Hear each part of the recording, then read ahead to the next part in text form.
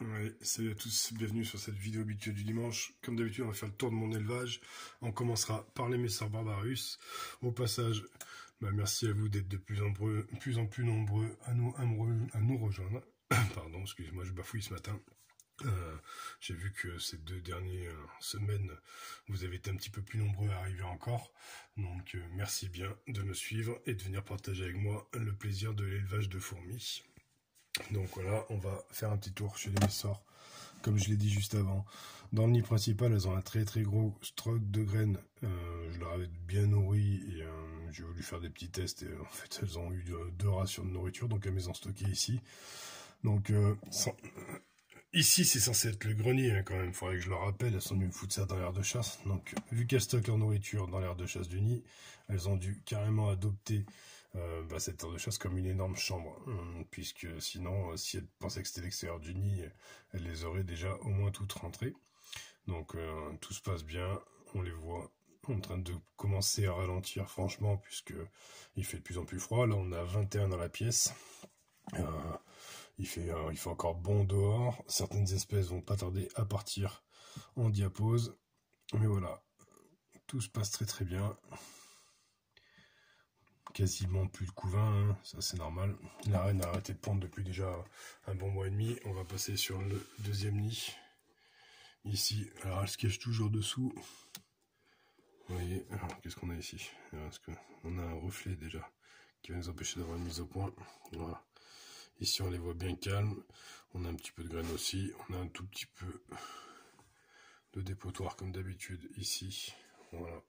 Qui n'ont pas déplacé, ça faut que je le modifie pour pouvoir l'ouvrir. Enfin là je peux l'ouvrir parce que j'ai mis un scotch, faut que je puisse l'ouvrir, ou je vais remettre la grille d'origine, ou je sais pas ce que je vais faire pour nettoyer là, mais oups, j'ai peur qu'en nettoyant elle essaie de se barrer, on verra bien. Dans le grenier, toujours en train de faire du pain de fourmis, alors si je ne me trompe pas, il y en a ici, voilà, elles sont en train de le mâchouiller tranquillement, voilà.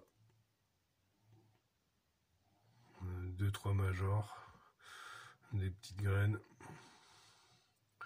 quelques larves ici aussi. Là on en a une qui est née il n'y a pas très longtemps, on voit qu'elle n'a pas tout à fait sa couleur noire, un gros major assis sur ses fesses. Donc voilà, ici encore des plus gros majors. Bon, on voit que mes tuyaux ils continuent à être rongés, hein. Ça c'est habituel. Une petite graine qui se fait trimballer. Donc voilà, dans cette aire de chasse avec l'abreuvoir, toujours pareil, elles ont recommencé à faire un tout petit dépotoir au fond là-bas. Elles ont mis des déchets ici devant. Ici, là, vous voyez, un petit peu de déchets.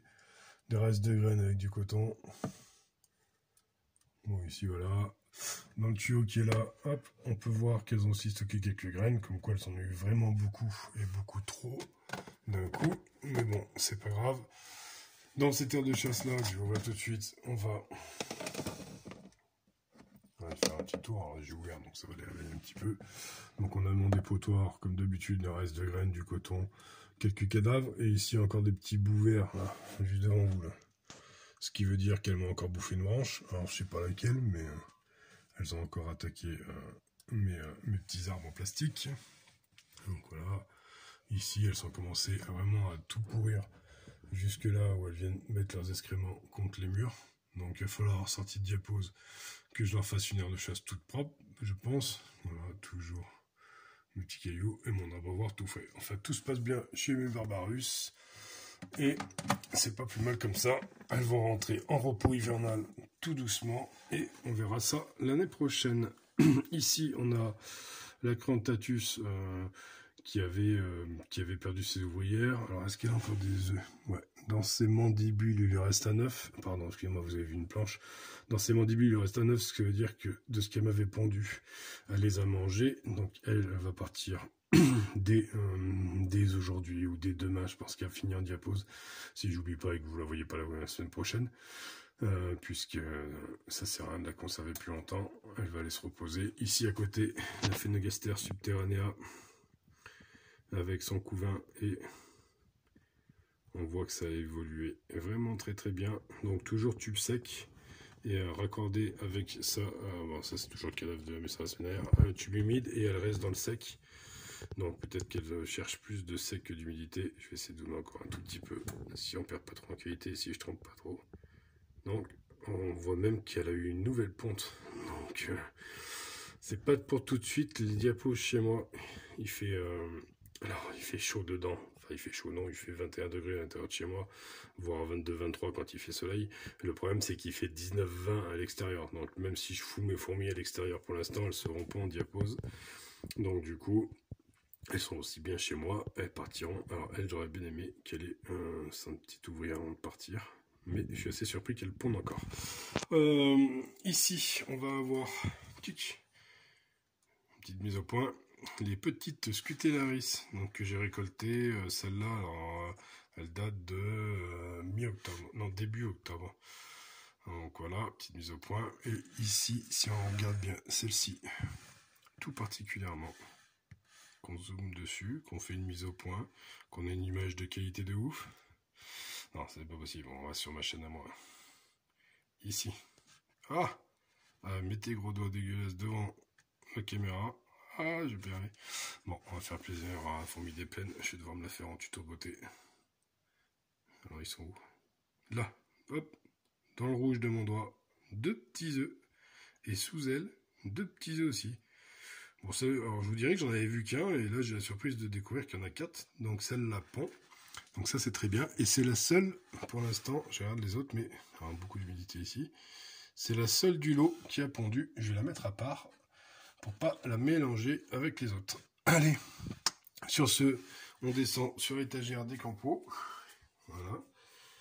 Ici, on va se retrouver chez ma Crantatus, hein, qui est un petit peu plus calme. J'ai pas humidifié, donc elle est proche de la réserve d'eau. Madame Lagine est ici. On voit encore un joli couvain. Alors, j'ai pas l'impression qu'il évolue, le couvain. J'ai l'impression qu'il est un peu passé en diapose. Donc, ce qui est pas plus mal. Voilà. Elle m'aura fait une très très belle année. Et j'ai vraiment pas à me plaindre de son évolution. Même si elle est arrivée dans ce nid en béton cellulaire très tôt, puisqu'elle n'avait pas énormément d'ouvrières.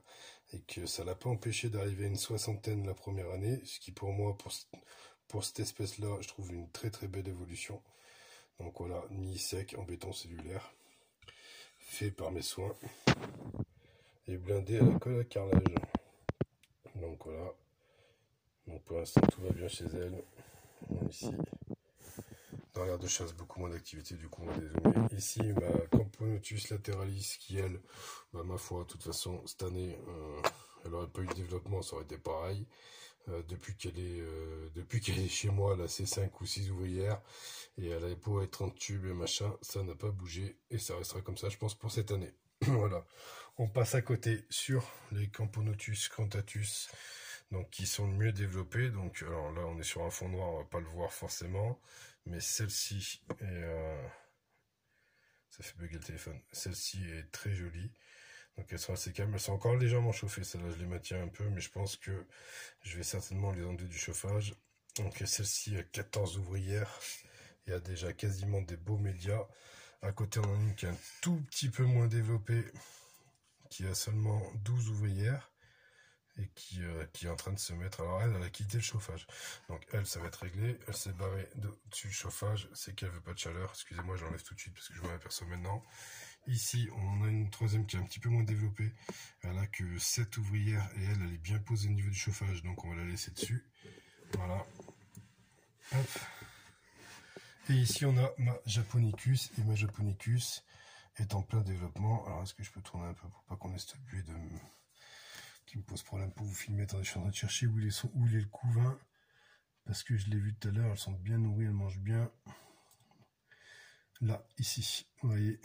Joli petit couvain, reprise de développement, elle est chauffée maintenant, donc on va la laisser chauffer cet hiver. Ma décision est prise, elle m'a fait sa diapose au mois de juin, donc elle subira le chauffage, enfin elle restera à l'intérieur et peut-être je vais continuer à chauffer à 24 degrés durant tout l'hiver. On va descendre chez les Manicas, il me semble avoir oublié personne en haut. Donc les Manicas toujours aussi actives, voilà les ADC, voilà, elles ont mangé il n'y a pas longtemps. Hop. elles sont en train de me pourrir totalement les ADC, franchement non propre que j'avais mis. La plante là, c'est un arbre à caca. C'est une façon de voir les choses, mais il faut l'avouer. Ici on a un petit dépotoir. Alors j'avais commencé à me le mettre dans la coupelle, mais j'ai nettoyé la coupelle, ça n'a pas l'air de leur avoir plu puisqu'elles ont recommencé à le faire là-bas. Ici, qu'est-ce qu'on a? On doit avoir un peu des noyades. J'ai eu quelques soucis sur un liquide sucré un peu trop liquide. J'ai eu des noyades, voilà, c'est pas grave. Ça fait un peu de calme. Ici, on a quelques cadavres, voilà, tout à fait normal. Cette espèce, ça a été quand même, pour moi, cette année, la plus grosse de mes réussites. Voilà. Ici, elles ont un peu à manger. Vous voyez, elles ont mis des cochonneries dedans, donc il faut que je les enlève. Et pourtant, ça, c'est pas vieux. J'ai dû les mettre il y a un jour ou deux. Donc voilà, elles sont très bien nourries. Elles ont eu pas mal de verre de farine et je vois qu'il m'en reste un petit peu. Donc j'ai eu peut-être un petit peu la main lourde. Voilà, et on va aller faire un petit tour, comme d'habitude, sur le couvain qui commence à diminuer. Je ne sais pas si vous vous rappelez, la semaine dernière, les tubes en termes de nymphes étaient un petit peu plus pleins. Les nymphes commencent à naître. D'ailleurs, ça se voit ici, on s'y regarde bien. Toutes celles-là, toutes les jaunes clairs sont des naissances de cette semaine. Vous voyez, donc il y en a quand même eu, si je me balade un peu sur le tube, il y en a quand même eu pas mal. Vous voyez, ici, il y en a encore. Voilà, là, il y a un gros tas de nymphes qui va pas tarder à se transformer en imago. Donc ça tombe pile poil avec mes calculs puisque j'ai décidé qu'elles partiraient aux alentours du 15 novembre en diapose comme l'année dernière. L'année dernière, elles sont parties la dernière semaine de novembre et cette année, elles vont partir une semaine plus tôt. Voilà, sachant que de toute façon, même s'il fait pas 15 degrés dehors, enfin s'il fait plus de 15 degrés dehors, elles continueront à se développer. Oups, pardon pour le petit coup.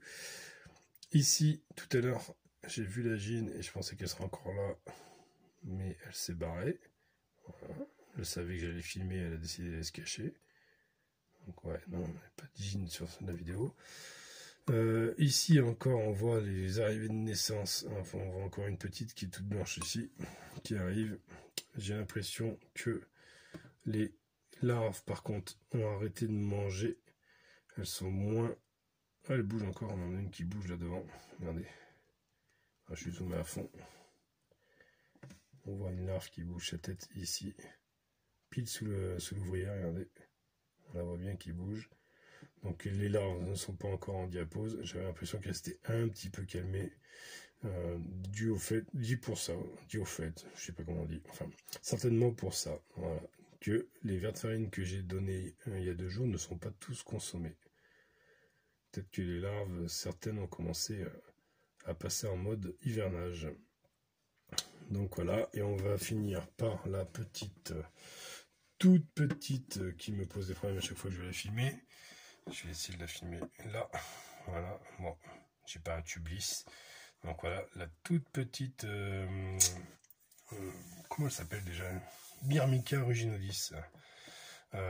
Qui s'est barré de son tube parce qu'il avait remoisi une deuxième fois. Donc là, j'ai carrément pris le taureau par les cornes. J'ai mis un tube propre. Donc pour l'instant, elle vit dans son tube de raccord avec son petit bout de couvain. Et tout se passe bien. Enfin voilà. Voilà qui est fait. On a fait le tour. Qu'est-ce qu'on a ici? Ça fait joli comme ça. Ça fait joli. Une petite vue sympathique sur le caillou. On a fait le tour de mon élevage. Et j'ai assez parlé. Je vous ai assez raconté de bêtises. Et on va remonter ici. Pour finir, on a encore une campo si vous voulez. On peut voir cette campo là aussi. C'est qui en tue. Alors celle-là, elle n'a pas d'ADC encore. Allez, mise au point. Merci. Voilà, on peut voir qu'elle a encore du couvain. Donc, tout se passe bien aussi. Et puis, il en reste une dernière que je laisse au calme parce que elle a quasiment plus de couvain. Et donc, voilà. Sur ce, je vous remercie d'avoir regardé cette vidéo. Je vous remercie de me suivre depuis maintenant tout ce moment. Moi qui avais commencé cette chaîne uniquement pour me servir de YouTube comme un cloud et qui est maintenant décidé de vous partager mes vidéos à titre amateur, bien sûr, avec mon savoir d'amateur et mes tests d'amateur, je précise bien, et mon matériel d'amateur aussi au passage, mais qui fonctionne. J'espère que tout ça vous plaît. On va passer dans une période un peu moins drôle puisque la moitié de mes espèces partent en diapause. Donc on n'aura plus que les messors, peut-être les Crantatus qui vont rester dedans et les Japonicus. Donc les vidéos qui vont arriver à partir du 15 novembre, donc pas la semaine prochaine, celle d'après, vont être légèrement plus courtes que celle-ci. Ou alors on racontera un petit peu plus de conneries. Allez, sur ce, ciao ciao, bon dimanche.